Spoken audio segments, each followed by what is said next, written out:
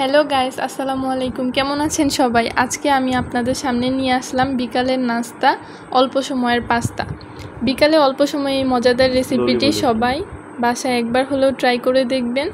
যারা আমার চ্যানেলটি এখনও সাবস্ক্রাইব করেনি তাদেরকে অনুরোধ করব, প্লিজ আমার চ্যানেলটি সাবস্ক্রাইব করে দিবেন।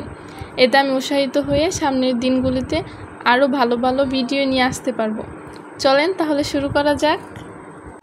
আমি এখানে নিয়েছি 200 গ্রামের মতো পাস্তা, বরবটি ও টমেটো। চুলায় আমি প্যান বসিয়ে নিয়েছি এবং প্রয়োজন মতো বেশ কিছুটা পানি গরম করতে দিচ্ছি।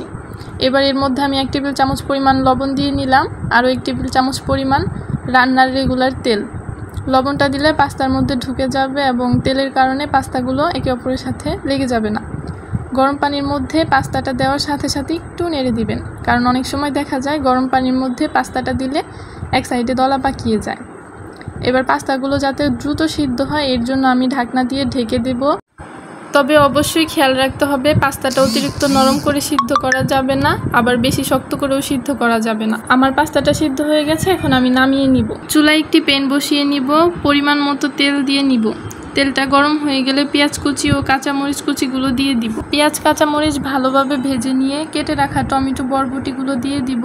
আপনারা চাইলে আপনাদের পছন্দ মতো সবজিও দিতে পারেন। তারপর লবণ দিয়ে নিব।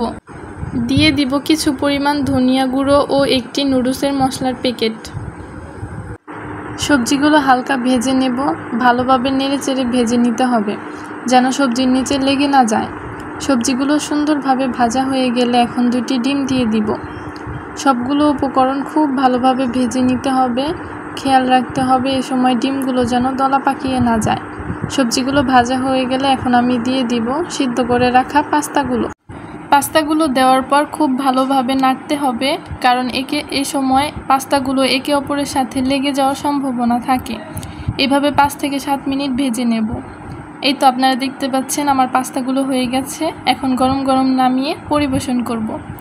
আশা করছি এই পাস্তা রেসিপিটা আপনাদের কাছে ভালো লাগছে। ভালো লাগলে ভিডিওতে অবশ্যই একটি লাইক দিবেন, চ্যানেলটিকে সাবস্ক্রাইব করবেন, পাশে থাকবেন। আজকের মতো বিদায় নিচ্ছি। ধন্যবাদ সবাইকে।